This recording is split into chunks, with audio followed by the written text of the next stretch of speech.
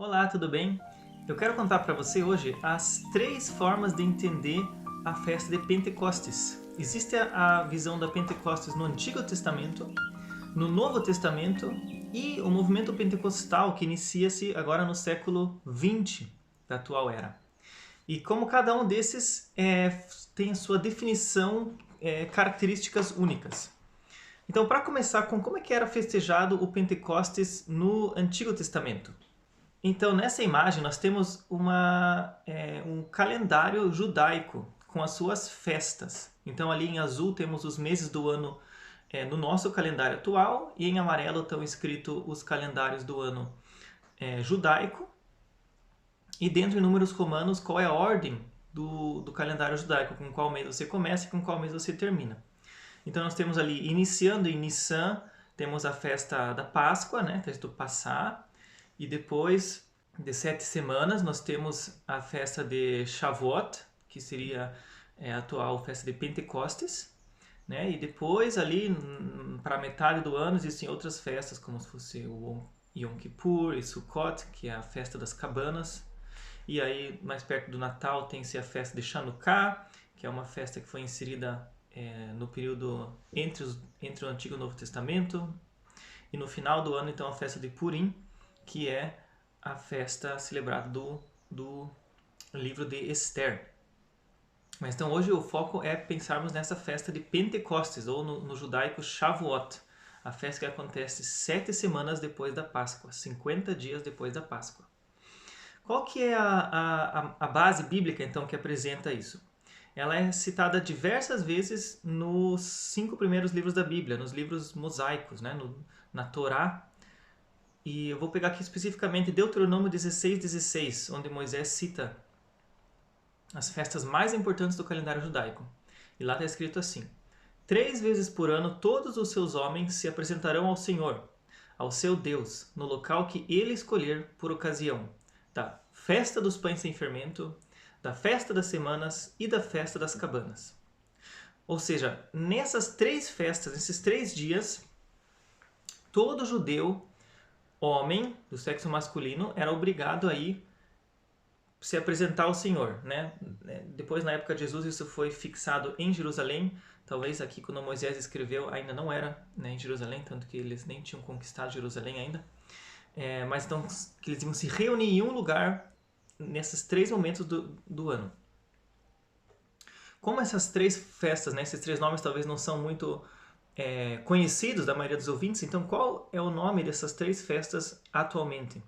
Então, o cristianismo pegou, assumiu 2 dessas festas também no seu calendário.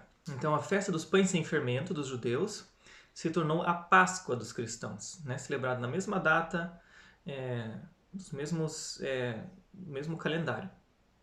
A festa das semanas se tornou para os cristãos a festa de Pentecostes. E a festa das cabanas dos judeus, ela não é celebrada pelo cristianismo. Então, a festa dos pães sem fermento era para lembrar que eles saíram do Egito, então eles tinham que fazer um pão rápido, nem era para dar tempo de fermentar, porque eles tinham que logo fugir do Egito. E aí para nós é celebrado a Páscoa, a analogia aí de que Jesus também morreu e ressuscitou em nosso favor, assim como Deus havia salvado o povo de Israel do Egito, Deus nos salvou, Jesus nos salvou através da sua morte. A festa das semanas, chamada assim porque ela é celebrada 7 semanas depois da Páscoa, nessa festa era celebrada a colheita dos cereais. E no cristianismo, então, é chamada de festa de Pentecostes, do grego penta, né, que significa 50. Pentecostes significa 50, por ser 50 dias depois da Páscoa. Né? O brasileiro aí conhece do Brasil ser pentacampeão, então tem essa, né, ligação com o número 5.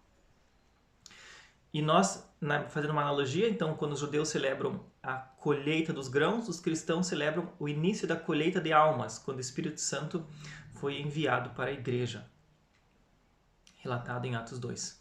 E a festa das cabanas é uma festa em que os judeus deviam, por uma semana, morar em cabanas, em tendas, e não mais nas suas casas de alvenaria, para se lembrar do período dos 40 anos em que eles moraram em cabanas no deserto, enquanto eles saíam do Egito. Mas isso aí não está no calendário cristão. Embora hoje em dia algumas igrejas evangélicas no Brasil já comecem a celebrar ela, se voltando mais a uma cultura judaica, mas em geral é uma festa que não é celebrada no calendário cristão. A festa, então, de Pentecostes, ela tem diversos nomes no Antigo Testamento, né? Eu acabei de mencionar a Festa das Semanas, mas vemos que em outros textos ela recebe outros nomes. Bom, em Êxodo 23, para começar, ela é chamada de Festa da Colheita. Então, e lá é explicado nesse texto em que seria celebrado a colheita, quando fizesse a colheita dos primeiros frutos do seu trabalho de semeadura, iam celebrar essa festa. Depois, alguns capítulos depois, ainda em Êxodo, no capítulo 34, é dito chamada de Festa das Semanas, né? Aí por causa do calendário, depois nos dias da Páscoa, na ocasião dos primeiros frutos da colheita de trigo. Ele é mais específico o texto. E depois no livro de Números, no capítulo 28, ela é chamada de Festa dos Primeiros Frutos, porque então ela era para ser celebrada quando os israelitas fizessem a colheita dos primeiros frutos e trouxessem uma oferta a Deus. Então, e depois ela é chamada então, de Pentecostes, porque é no período intertestamentário tem uma forte influência grega, né, do helenismo sobre Israel. E tanto existe a tradução da Septuaginta, né, a Bíblia do Antigo Testamento é traduzida do hebraico para o grego, e aí muitos elementos são assimilados. Então o nome da festa da colheita é mudada para Pentecostes também. Então, festa das semanas, festa da colheita, festa dos primeiros frutos ou Pentecostes, a gente está falando da mesma coisa. Como essa festa era celebrada? Então, é interessante, a gente pode dizer assim, é uma festa alegre, ecumênica, uma festa que celebra Deus, aquele Deus que criou o mundo, que criou todas as sementes, as árvores, é o Deus que envia os frutos para nós também. É o Deus que nos sustenta e que nos dá a provisão.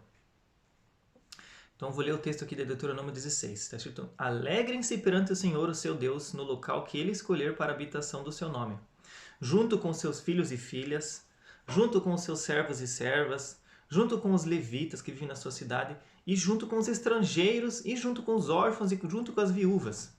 Então, né, eu digo ecumênica porque até no caso os estrangeiros ou os servos, que talvez nem professam a mesma fé, todos estão convidados para essa festa.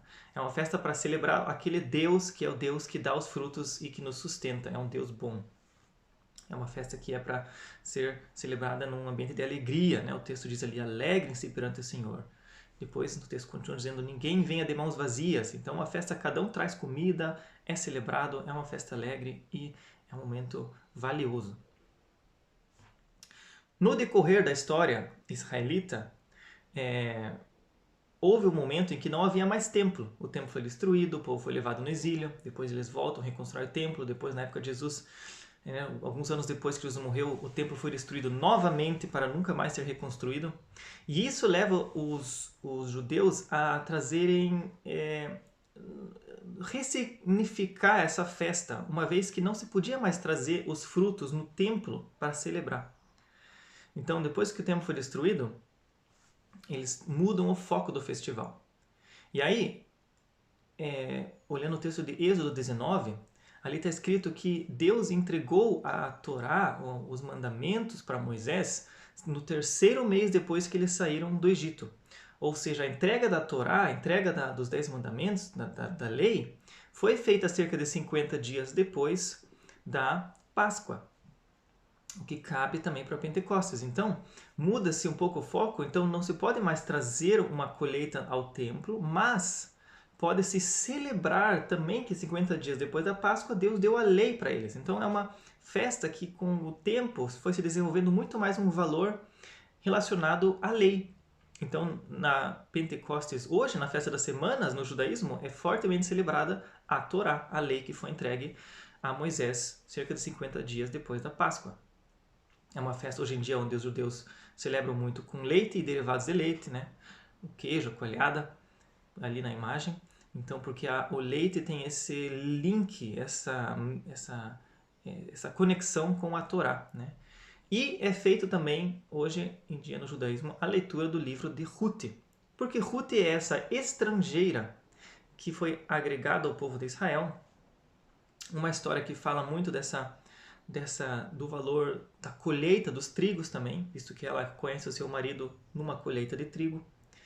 Então, a história de Ruth tem muitos desses elementos válidos na primeira significado da festa das semanas. Então, é um livro que foi também agregado e valorizado na festa de Pentecostes com o tempo aí, pelo judaísmo. Chegamos agora ao Novo Testamento, né? Os judeus continuam vindo até Jerusalém uma vez por ano para celebrar Pentecostes. E quando a cidade de Jerusalém estava cheia de judeus vindos de todo mundo para celebrar a Pentecostes, nesse dia o Espírito Santo vem sobre a igreja, né? Isso está escrito no livro de Atos, capítulo 2. Eu vou ler para você. Chegando o dia de Pentecostes, estavam todos reunidos num só lugar. De repente veio do céu um som, como de um vento muito forte, e encheu toda a casa na qual estavam assentados. E viram o que parecia línguas de fogo que se separaram e pousaram sobre cada um deles. Todos ficaram cheios do Espírito Santo e começaram a falar noutras línguas, conforme o Espírito Santo os capacitava. Havia em Jerusalém judeus tementes a Deus vindo de todas as nações do mundo. Então, vemos aqui muitos judeus na cidade, o momento propício para o início da colheita de almas. Então, o Espírito Santo desce sobre a vida das pessoas, fazendo assim o início oficial da igreja, quando pessoas começam a ser agregadas, a entrar, a crer em Jesus como seu Messias, a se arrepender dos seus pecados, as profecias do Antigo Testamento se cumprindo e iniciando então a era do cristianismo, 50 dias depois que Jesus ressuscitou. Por que então será que o Espírito Santo foi dado à igreja exatamente no dia de Pentecostes? Bom, a Bíblia não diz o porquê, mas podemos procurar por significados, né? Então, como eu mencionei, comemora-se o início da colheita de almas, fazendo uma analogia com a colheita de trigo que eles festejavam, os judeus. É o início da salvação tanto para judeus como gentios, porque o Espírito Santo ele habita em todo aquele que crê em Jesus, independente da sua linhagem. Vemos como o Antigo Testamento vai se cumprindo em Jesus, né? Tanto que nesse dia de Pentecostes, em Atos 2, Pedro fala, hoje está se cumprindo o que disse o profeta Joel, hoje está se cumprindo o que disse o rei Davi, hoje está se cumprindo o que está nos Salmos, e aí ele vai explicando como o Velho Testamento vai se cumprindo em Jesus e na descida do Espírito Santo. Talvez também aquela maldição da Torre de Babel é cancelada e revertida, uma vez que na Torre de Babel, né, Gênesis 11, as pessoas se desentendem ou e como castigo Deus manda que pelo fato de elas quererem construir uma torre e chegar até o céu e fazer o seu nome grande e não o nome de Deus, Deus dá um castigo para eles que é as diferentes línguas no mundo. Então até aquele momento todos falavam a mesma língua, mas a partir da Torre de Babel as diferentes línguas do mundo começam a ser estabelecidas. E agora em Pentecostes, pessoas de todo o mundo estão reunidas em Jerusalém que falam todo tipo de línguas, mas todas entendem de maneira sobrenatural o que os apóstolos, o que os discípulos estão falando. Então, é como se fosse revertida aquela maldição das muitas línguas, de não se entenderem mais. Tanto que a lista de povos, em Atos 2, que estão reunidos em Jerusalém, é muito semelhante à lista de países, à lista de povos selecionada em Gênesis 10, relatando os povos que existiam na época da Torre de Babel e os povos que existiam em Jerusalém na época da festa de Pentecostes. E um último motivo possível seria o fato da Torá, a lei, agora está gravada nos corações. Então, quando Deus dá a Torá a Moisés, é descrito que o dedo de Deus escreve na pedra as leis. Agora, como um dedo vai escrever algo em pedra? Né? Como uma pedra é furada e escrita? Talvez com fogo, porque o fogo pode perfurar uma pedra. Pode ser que Deus tenha, através de um dedo de fogo, perfurado aquela pedra na qual Deus deu depois os 10 mandamentos para Moisés. Mas agora vem uma língua de fogo sobre os discípulos e a lei de Deus é gravada no seu coração. Então talvez uma conexão entre a história de Pentecostes dos israelitas e a história de Pentecostes dos cristãos. E agora, como o movimento pentecostal, né, temos esse nome do movimento dentro do cristianismo, que se inicia aí no século XX, tem suas origens nessa festa de Pentecostes, qual que é a ideia? Então, a ideia é que aquilo que aconteceu no dia de Pentecostes, esses milagres, esse falar em novas línguas, essa colheita gigantesca de almas, isso tenha um significado literal para a igreja de hoje. Então, o movimento pentecostal acredita que aquilo pode ser revivido literalmente nos dias de hoje. É um movimento que se iniciou em diversas partes do mundo quase que simultaneamente. Então, nos Estados Unidos, na Noruega, no país de Gales, no Brasil, na Alemanha. E peguei o exemplo da Alemanha para explicar agora como aconteceu. O exemplo da Alemanha não foi o primeiro e não foi igual aos outros países, mas aconteceu de maneira semelhante. Então, eu vou explicar brevemente como isso aconteceu, para exemplificar o que o movimento pentecostal viveu no início do século XX e continua vivendo até hoje, sendo que ano após ano ela vai crescendo no mundo todo. Então, na Alemanha, como ela vivia nessa época, contextos semelhantes também podem ser vistos na Noruega, na Inglaterra, nos Estados Unidos. Existia uma grande influência da teologia liberal, que é uma teologia que entende que a Bíblia não é literal, tem que ser desmistificada, as histórias miraculosas não são verdadeiras. E essa influência dessa teologia liberal era muito grande dentro do ambiente cristão, religioso alemão. Mas batalhava, por outro lado, com uma teologia orientada pela Bíblia.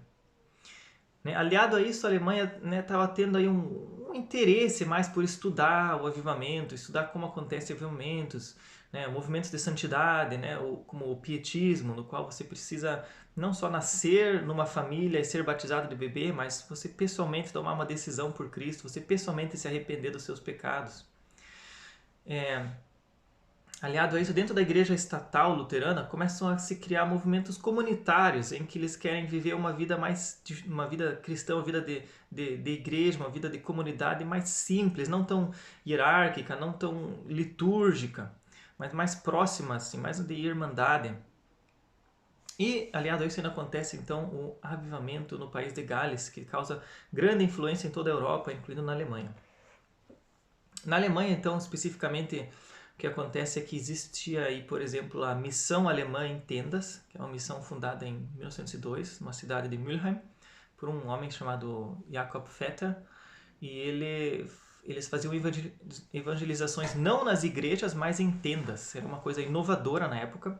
Então, se as pessoas não queriam mais ir até a igreja ia até elas. Montava-se uma tenda em um lugar, pregava-se ali, desmontava, montava em outro lugar, pregava-se ali, e assim fazia um evangelismo em diversas localidades com um curto espaço de tempo. Ainda nessa cidade de Mülheim, então, a cidade recebe 2 novos pastores luteranos, Ernst Modersohn e Martin Gierkon, no ano de 1899. E o fenômeno interessante é que ambos esses pastores eram da linha teológica bíblica conservadora e não adeptos à teologia liberal, o que acaba gerando um novo interesse no meio luterano evangélico nessa cidade de Mülheim. Vamos olhar a Bíblia de uma maneira mais literal, vamos olhar a Bíblia como se ela pudesse ser vivida hoje, e não como tudo é simbólico, alegórico, mas vamos focar na Bíblia e entender-la de uma maneira mais literal e viva hoje. E aí, no meio desse ambiente, da missão em tendas, dos novos pastores chegando na cidade, a cidade ainda recebe uma influência muito grande de um homem chamado Jonathan Paulo, o líder do movimento pentecostal na Alemanha. Um homem que era um pastor luterano, mas também evangelista, missionário, fazia missões em tendas, escrevia diversos livros, diversos jornais cristãos. Um homem realmente muito influente nesse movimento de buscar mais de Deus. Hoje a gente chama de movimento pentecostal, na época ainda não tinha esse conceito. Ele vem diversas vezes para essa cidade de Mülheim, entra em contato com esses pastores e ajuda a influenciar essa maneira de pensar. E aí, nos escritos desse um pastor que chegou na cidade, do Modersohn, ele diz algo assim: Será que, como os discípulos em Jerusalém, não vamos nós nos reunir diariamente no período da ascensão de Cristo até o Pentecostes para orar e implorar por um verdadeiro Pentecostes em nossos corações, em nosso lugar, em nosso país? Assim como observamos a semana de oração no início do ano, façamos o mesmo agora. Então, no contexto alemão, sempre em janeiro existe uma reunião de oração, né, nas igrejas. E ele sugere, vamos fazer mais uma reunião de oração com o foco de tentar alcançar o Pentecostes de novo. De aquilo que aconteceu em Atos 2 aconteça de novo aqui na nossa cidade hoje. E realmente começa a acontecer algo. Nesse período entre a ascensão de Cristo e Pentecostes, esses 10 dias, realmente a igreja nessa cidade de Mülheim começa a experimentar milagres. Ele, mesmo pastor, continua a escrever. Não foi uma cópia daquilo que aconteceu no país de Gales, mas foi um caminho semelhante, o mesmo caminho que Deus seguiu. E ele o fará onde quer que os filhos de Deus se arrependam e permitam ser purificados mais profundamente e santificados mais completamente. Então ele começa a fazer reuniões de oração todos os dias, depois da igreja, nesse período entre a ascensão de Cristo e Pentecostes. E começa a atrair mais almas, mais almas, mais almas. Né? Vem 150 pessoas num culto, depois eles se reúnem, vamos fazer uma grande reunião de oração, planejando ter 500 pessoas, aparecem 1000, começa a perceber que as pessoas querem esse mais de Deus, querem viver esse Deus como ele pode ser vivido de uma maneira pessoal hoje. Então, eles unem todas as igrejas da cidade, vão fazer reunião de oração juntos, com os batistas, com as comunidades, com o Exército da Salvação, com os luteranos, todo mundo junto. Mesmo durante a semana, não só no final de semana, durante a semana, todos os dias, reuniões de oração cheias. Pessoas começam a chorar, confessar seus pecados, mentiras que estão no coração começam a ser desvendadas. No final da reunião de oração sempre ficam pessoas lá, continuam lá se arrependendo dos pecados. Né? E um dos locais onde mais se reuniam foi nessa igreja da imagem, a Petrikirche, em Mülheim. E até que chega o dia de Pentecostes, 1905, aqui na Alemanha, e eles começam a se reunir em tendas, porque a igreja Petrikirche não podia mais ser usada, ela foi alugada por um tempo, agora ela tinha suas atividades corriqueiras, então eles queriam continuar se reunindo diariamente para orar, chamam aquela missão alemã de tendas, montam tendas na cidade e começam a fazer reuniões diárias de oração, em que aparecem até 4.000 pessoas e até 100 pessoas por dia vão se convertendo, e aí começa-se um avivamento. Nos moldes de Atos 2, do Pentecostes, à medida em que pessoas oram e se arrependem dos seus pecados. Né?